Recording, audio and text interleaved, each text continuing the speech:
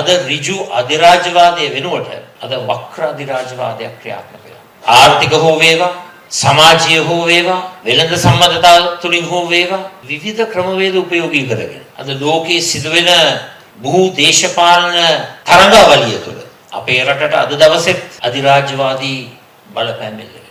වක්‍ර අධිරාජ්‍යවාදී බලපෑම් එල්ල වෙනවා. මේ මොහොත වෙන විට විවිධ අංශවල අපේ රටත් ලෝකයක් අතර විවිධ සම්බන්ධතා ඇති වෙනවා. ගනුදෙනු ඇති වෙනවා. ඔය ගනුදෙනු වලින් 90කට වැඩි ප්‍රමාණයක් තුළ අපේ රටේ ස්වෛරී භාවය කෙලෙසන කොන්දේසි වලට යටත් වෙලා තමයි ඒ ගනුදෙනු සිදු වෙන්නේ.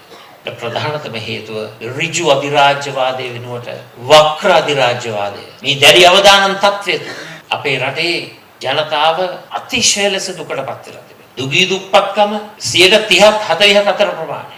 20ක් අපේ දූ දරුවන් මන්ද පෝෂණයට ලක් වෙලා ඉන්නේ.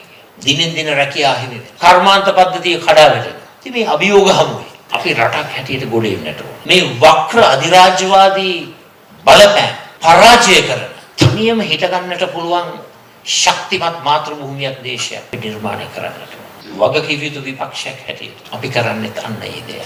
වක්‍ර අධිරාජ්‍යවාදය පරාජය කරන්නට අපට උතුම් මහ සංගරුවනේ නායකත්වයේ ශක්තිය අවශ්‍යයි. ආක්‍රමණශීලී අධිරාජ්‍යවාදීන්ගේ කෙලි බිමක් බවට පත් වුණු මේ මාතෘභූමිය බේරා ගන්න. මේ ගෞරවනීය වන්දනීය මහ සංගරුවන ඒ උත්තුංග සේවාව ඉෂ්ට සිද්ධ කරාසේ වක්‍ර අධිරාජ්‍යවාදය හරහා භූ දේශපාලනයේ කෙලි බිමක් බවට පත් වී තිබෙන අපේ මේ මාතෘභූමිය ගොඩ ගන්නට වහන්සේලාගේ ශක්තිය නායකත්වයේ අත්‍යවශ්‍යම කාලයක් අද නිර්මාණය වෙලා තිබෙනවා.